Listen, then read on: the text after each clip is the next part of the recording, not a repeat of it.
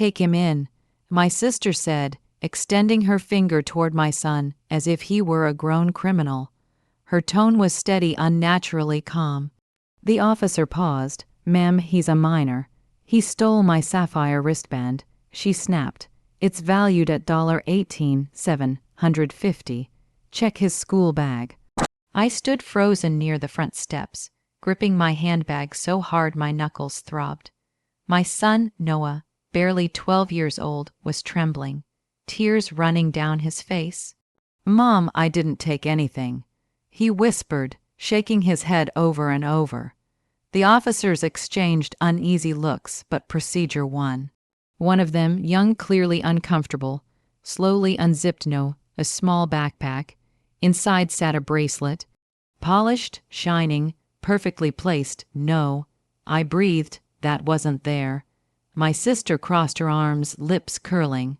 Guess bad habits run in families. Maybe you shouldn't have raised a thief.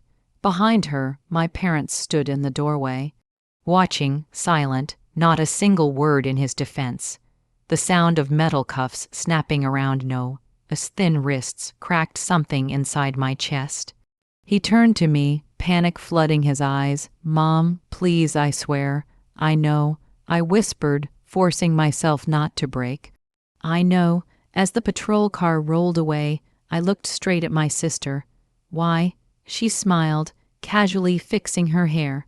Because you've always acted like you were better than me. That was the moment something inside me went cold. My name is Mara Collins. I'm 34 years old, and that night I stopped being the forgiving sister. The second the police car disappeared down Oak Ridge Lane, my parents turned back toward the house as if nothing had happened.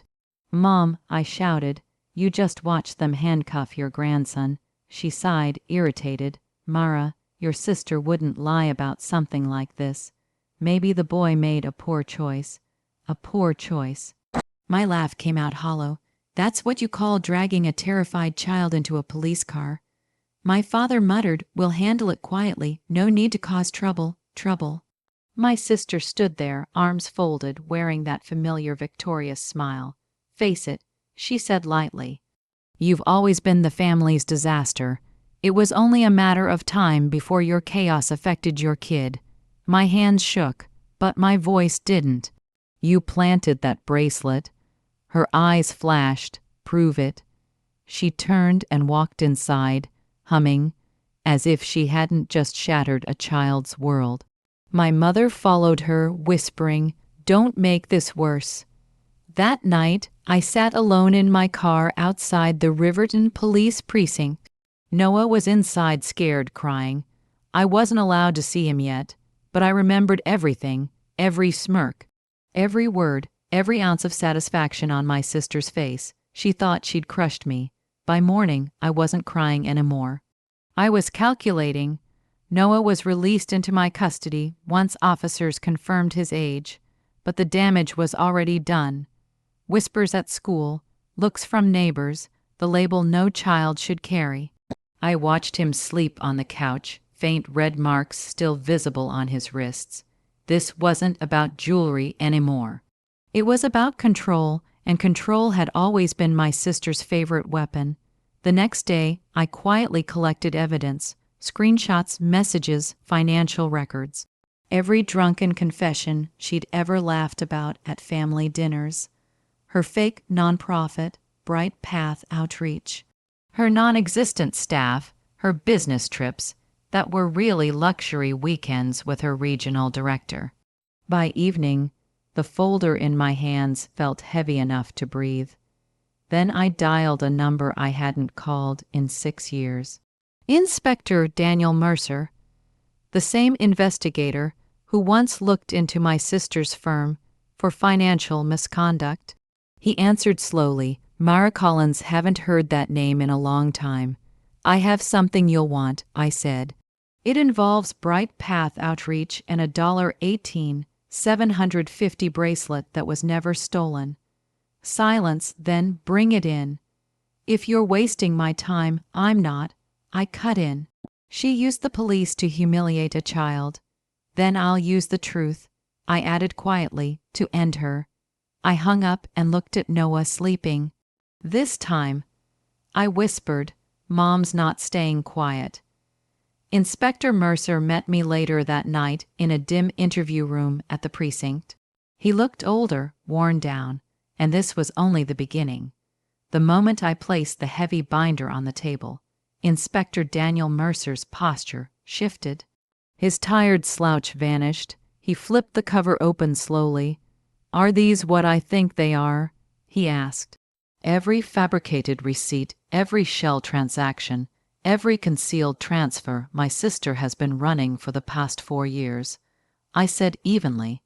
"She's been draining funds through Bright Path Outreach." He turned page after page, his jaw tightening. "We're talking just over $3.6 million, I continued. "And the bracelet incident, that was staged. She planted it, pulled strings inside the department to file a false report. She wanted to humiliate me and brand my son." Mercer exhaled sharply. "If this holds, that's felony fraud, obstruction, and filing a false accusation." "Then prove it," I said quietly, "and make sure she never turns a badge into a weapon again." He nodded once. "I'll initiate the audit, but you'll need to stay invisible for now." I smiled, the same confident smile my sister used whenever she thought she was untouchable. Being quiet, I said, "is my specialty." When I left the precinct, I noticed her car parked across the street, a pearl gray luxury sedan she'd purchased with stolen donation money.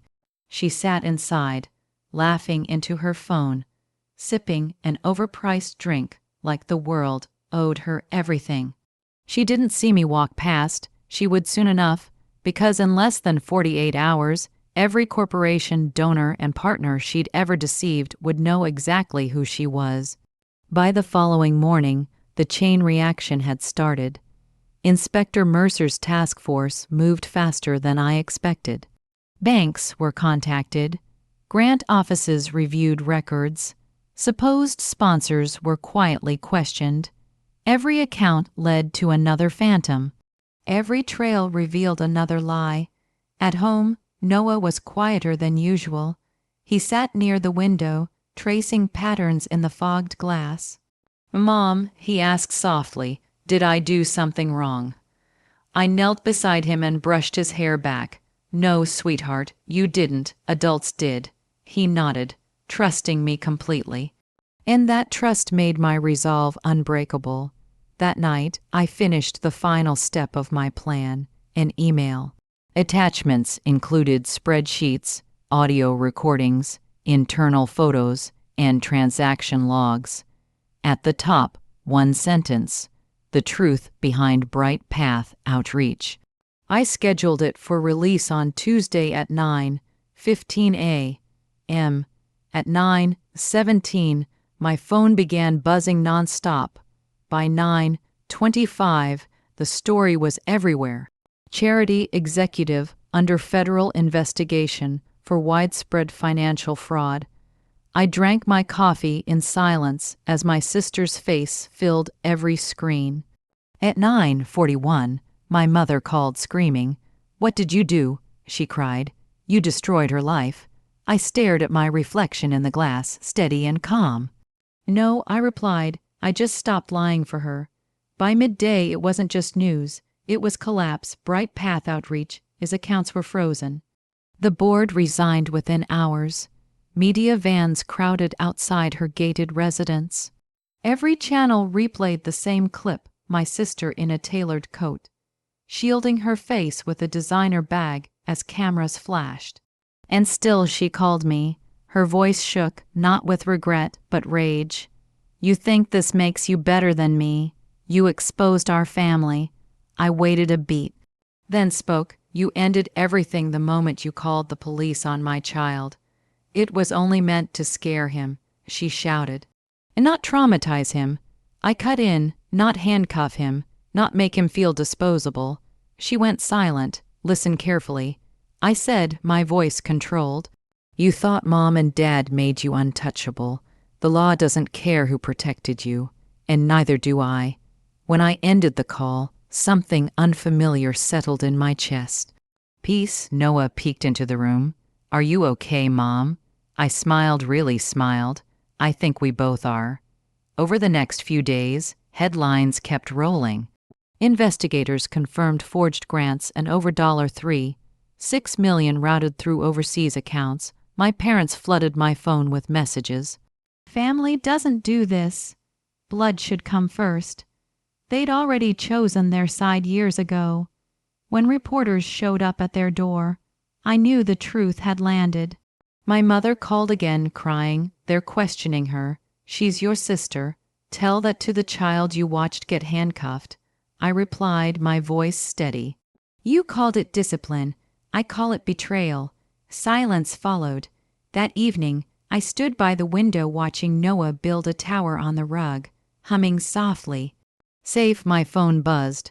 A message from Inspector Mercer. She confessed. You and your son won't be required to testify. I rated twice. For the first time in years, the house felt calm. Not heavy, not haunted. Oatmeal cookies tonight, Noah asked hopefully. I smiled, absolutely. The case moved quickly. My sister accepted a plea. 6 years reduced for cooperation.